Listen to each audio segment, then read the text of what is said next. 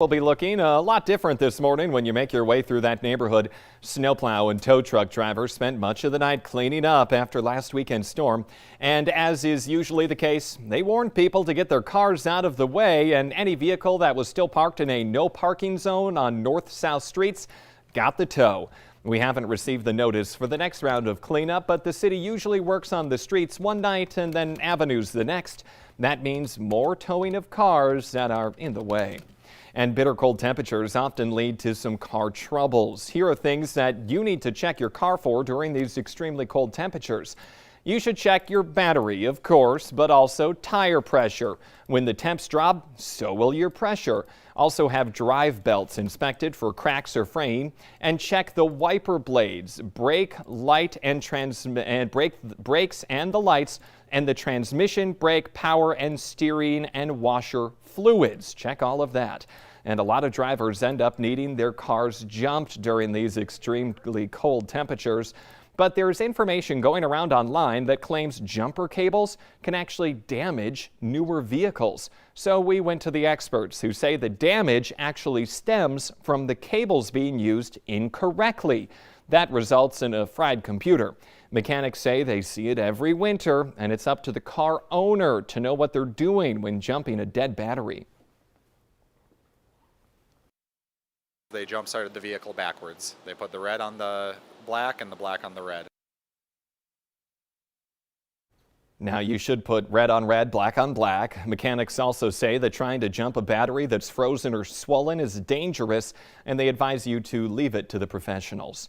And this morning, there's likely going to be a few cars that sputter when you try to turn them over. It's another chilly start. Good morning, Lisa. Good morning. Yes, and more wind chill headlines out there for you this morning to start the day. We're talking about a wind chill warning now in the Devil's Lake Basin and back up into Kitson County, Pembina County here this morning in the Northern Valley. That's where we're still seeing wind chills 30s to 40 below to start off your day. The rest of us in a wind chill advisory in teal here. That is where we're seeing wind chills at times 20s to 30s below here in the valley in the south and east. But the Eastern Valley is actually doing a little bit better this morning with some wind chills that are a lot lighter or a lot better because the wind is a lot lighter. Here's a look at Fargo. You can see traffic picking up as we make our way through the morning. We've got some areas of temperatures that are starting to climb. Fargo's one of them. In the last hour, we've seen our number go up another degree. So we're at 5 below right now in Fargo for your current temperature with some mostly cloudy skies.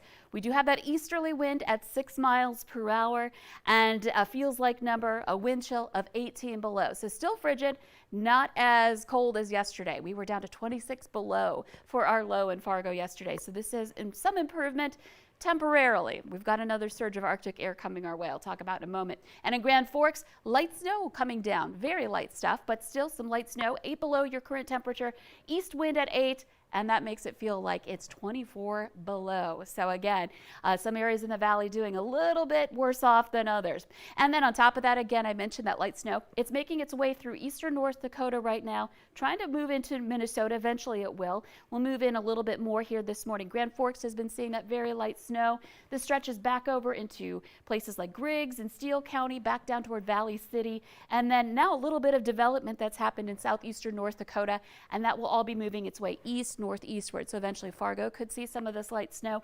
And then our viewers into Minnesota, you'll get this too, but it's going to be more into mid to late morning that this will impact you. Still, a little light snow potentially for that morning drive. And as we take a look at your conditions as we make our way through the day today here in Fargo, expect to have that light snow this morning. Eventually it moves on, and then conditions will start to improve. So we're looking at some temperatures getting back into the 1 degree range for your high in Fargo today, and some partly to mostly cloudy skies. Wind shouldn't be too strong either, but still a factor here for us when we're talking about the wind. So slight improvement today, but we've been talking about what's to come for your New Year's Eve and New Year's Day. So lots of first alert weather days, including today, for the cold that continues to stick around. Also want to watch out in that morning drive for the light snow that will reduce your visibility at times. And again, I'm looking at about a coating, maybe a ½ inch of snow or so in some areas that will lead to more slick spots yet again today.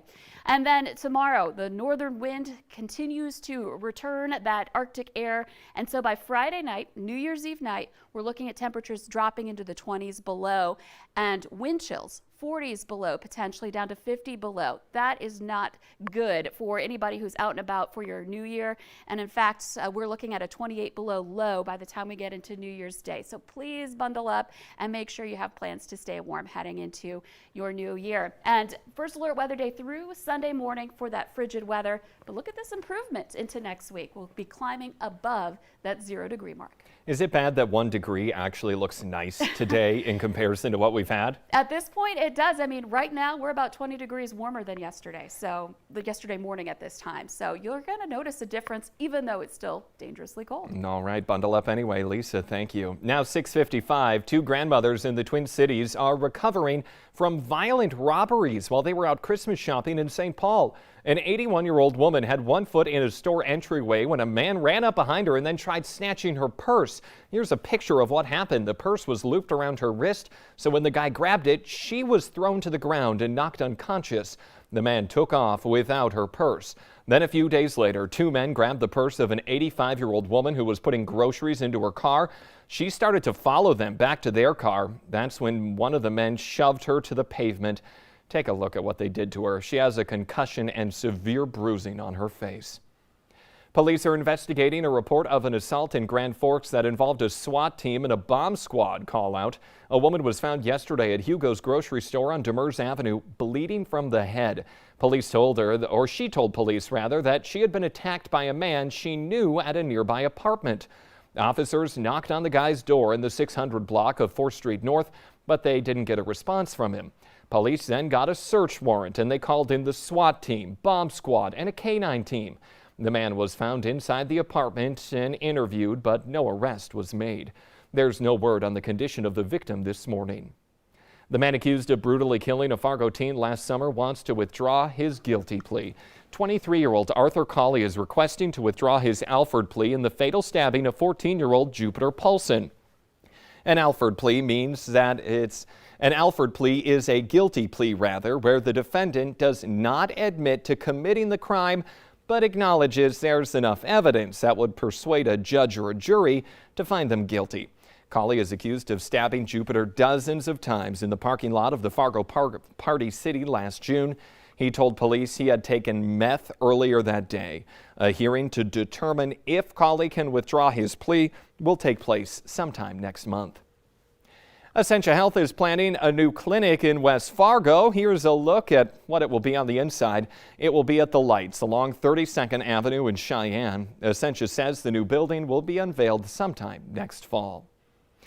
A Fargo City Commissioner is calling planned bonuses for city staff a drastic mistake and an inappropriate way to spend taxpayer money.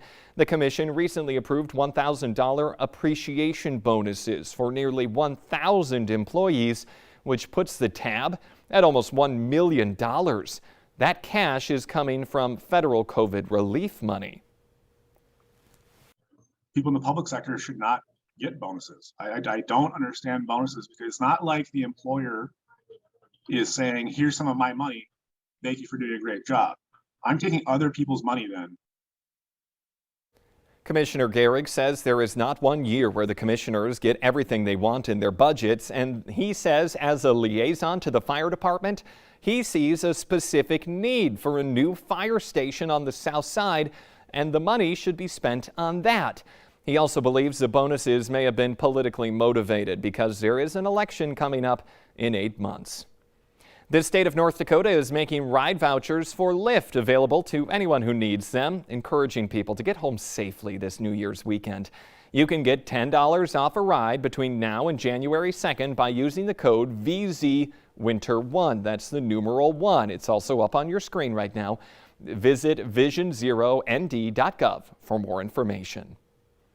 One job took a dangerous turn for an Oregon state worker when he narrowly escaped being crushed by a tree falling on a snowy highway. Take a look right there. You see it happen. The Department of Transportation employees' dash cam captured the close call as the evergreen came down. The driver escaped unharmed, but the tumbled timber trapped traffic. As luck would have it, loggers were also in that jam. They stepped up and made quick work of the tree. Everything is better with bacon, right? Hopefully you're eating it this morning because it's National Bacon Day, a day to remind us of that delectable pork product. Let's get the answer now to our question of the morning on Facebook. Our question today is, it takes the average person 8 seconds to do this. The answer? Answer the phone. You have to screen the call first, of course. The Today Show and CBS This Morning are just about to start, but the Valley Today rolls on. You'll find us on the Fargo CW. Have a great Thursday.